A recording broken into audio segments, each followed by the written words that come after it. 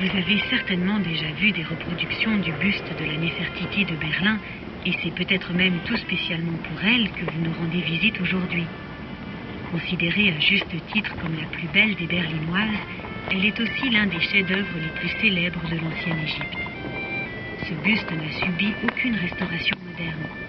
Il a été exhumé, dans un état de conservation pratiquement parfait, en décembre 1912, par une expédition berlinoise sur le site archéologique d'Amarna, en Moyenne-Égypte, dans les vestiges de l'atelier du sculpteur Thoutmôsis.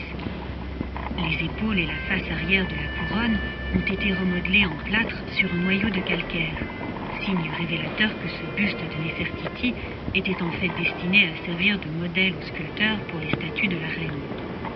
C'est aussi la raison pour laquelle il comporte un œil vide. Seul l'œil gauche est incrusté de cire et de cristal de roche, l'autre orbite restant vraisemblablement inachevée pour documenter la première étape du travail d'incrustation du sculpteur. Ce buste de Néfertiti ne figure pas un prototype de beauté idéale et d'éternelle jeunesse. Les plis sous les yeux et les commissures des lèvres tombantes permettent d'y voir au contraire le portrait individualisé d'une femme intelligente d'âge mûr. La fascination exceptionnelle que dégage ce chef-d'œuvre se nourrit de cette polarité entre l'humanité profonde de l'expression du visage et la perfection intemporelle d'une œuvre artistique ayant traversé plus de 3 millénaires pour parvenir jusqu'à nous sans dommage.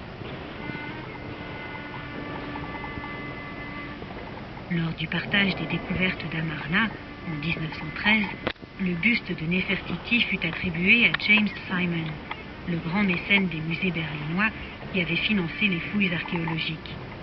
En 1920, James Simon légua la totalité des découvertes d'Amarna aux musées nationaux de Berlin.